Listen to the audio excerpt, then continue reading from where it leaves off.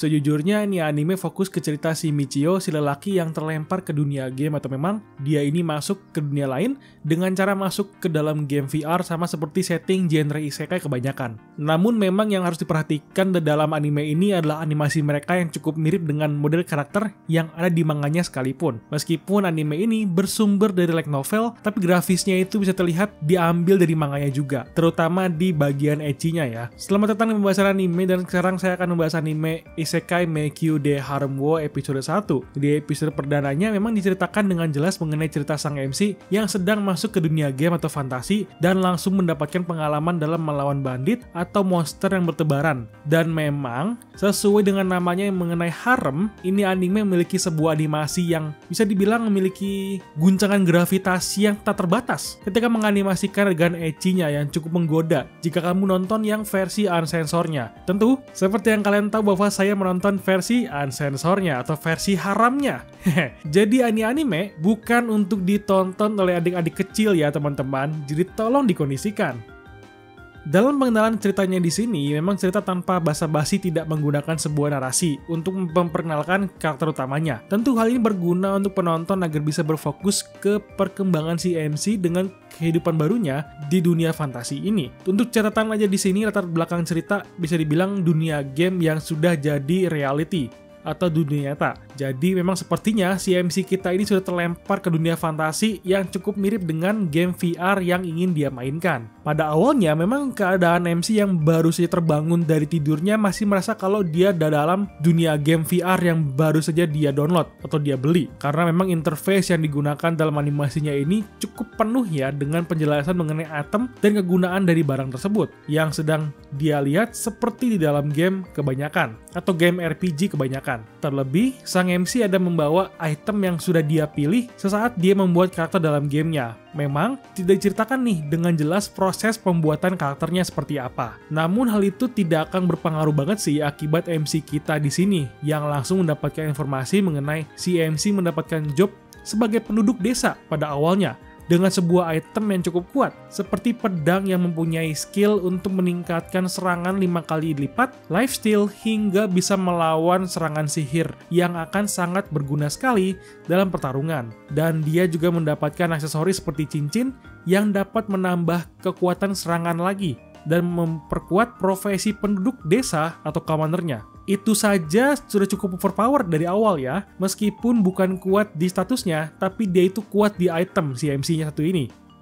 Dalam statusnya juga kita bisa mengetahui nama si MC yang bernama Michiru. Ketika dia sudah memulai keluar dari gubuk kandang kuda, dia langsung saja bertemu dengan adegan pertarungan melawan bandit yang sedang menyerang desa tempat dia tersumon. Memang di sini si Michiru masih belum sadar kalau dia sedang dalam realita dan bukan di dalam game, karena dia dengan mudahnya menganggap pertarungan pertamanya sama seperti di dunia game. Dan lagi ternyata si Michiru ini selain punya pedang yang overpower, dia juga ternyata pernah berlatih kendo, sebuah seni bela diri per pedang yang membantu dirinya dengan mudah ketika melawan para bandit yang sedang menyerang desa tersebut. Setelah selesai melawan para bandit di sini, memang dia langsung disambut oleh kepala desa untuk beristirahat dan berterima kasih karena sudah menyelamatkan desanya dari serangan bandit.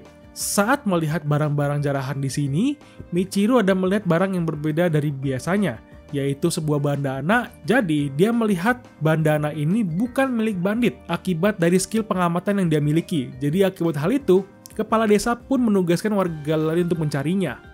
Selagi mencari barang hilangnya, Michiru langsung beristirahat di ruangan yang sudah disediakan. Namun, di sini Michiru langsung saja sadar ketika dia mencoba untuk keluar dari gamenya, di mana dia sudah mengatakan seluruh kata-kata untuk logout dari gamenya dan tidak berhasil.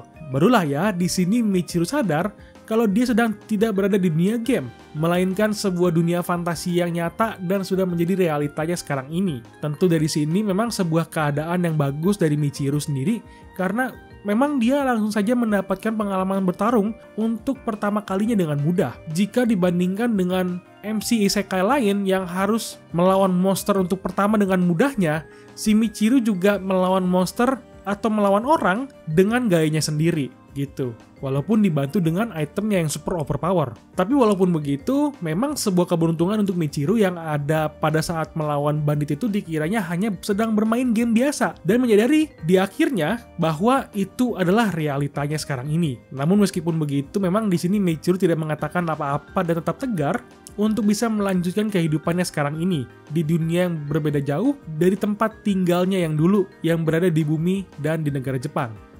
Setelahnya dia mendapatkan informasi bahwa tersangka yang menukar bandananya sudah tertangkap dan diserahkan ke Michiru sebagai penghakimnya. Namun, karena Michiru tidak mengerti mengenai hukum dunia itu, dia langsung saja menyerahkan ke tangan kepala desa. Dan langsung saja si tersangka dijadikan budak dan membuat Michiru pun kaget karena ada sistem perbudakan di dunia itu.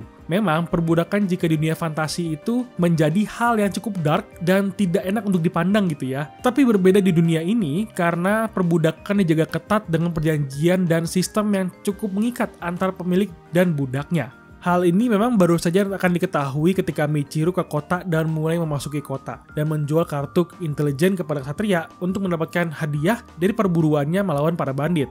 Setelahnya, baru deh kita bisa melihat adegan yang cukup dahsyat terjadi ketika Michiru sedang diajak untuk melewati sebuah gang yang berisikan kasino dan daerah tempat rumah bordil berada. Untuk teman-teman yang tidak mengerti rumah bordil itu apa, artinya itu adalah tempat orang-orang untuk melakukan maksiat dengan para perempuan atau laki-laki sesuai selera mereka dan membayar jasa mereka. Begitu ya teman-temanku yang alim.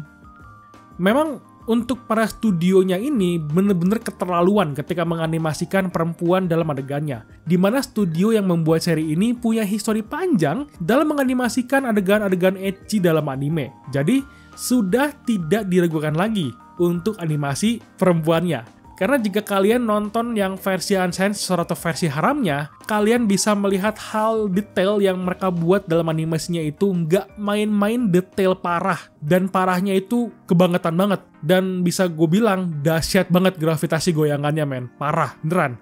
Baru setelah itu, Michiru sudah sampai ke tempat penjualan budak dalam rangka untuk menjual tersangka yang sudah dijadikan budak di desa sebelumnya.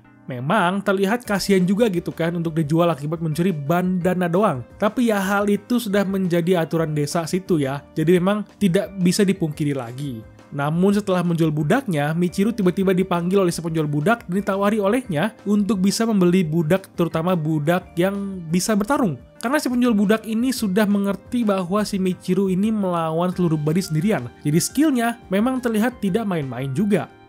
Lalu masuklah pada event utama kita, yaitu ketika Michiru sudah disuguhkan teh dari budak yang bernama Roxanne. Di sini bisa dilihat animasinya yang berguncang bagaikan balon air. Inilah kenapa saya bilang dahsyat gravitasinya, akibat guncangan dari Roxanne yang cukup nggak masuk akal gitu kan ketika dilihat di sini. Pada pembicaraan ini juga Michiru dan penonton sudah bisa dijelaskan dengan detail mengenai aturan dalam perbudakan yang ada di dunia itu. Cuman yang pentingnya dalam peraturan ini adalah si pemilik tidak bisa seenaknya melakukan pelecehan begitu saja, karena ketika si pemilik ingin melakukan hal yang tidak senonoh bersama si budak, harus dengan persetujuan masing-masing orang untuk melakukan hal itu secara bersama-sama. Jadi ya itu doang sih yang menurut saya penting dalam ceritanya, karena peraturan yang lain memang tidak berpengaruh lagi karena masih bisa menjaga hak dari para budaknya juga.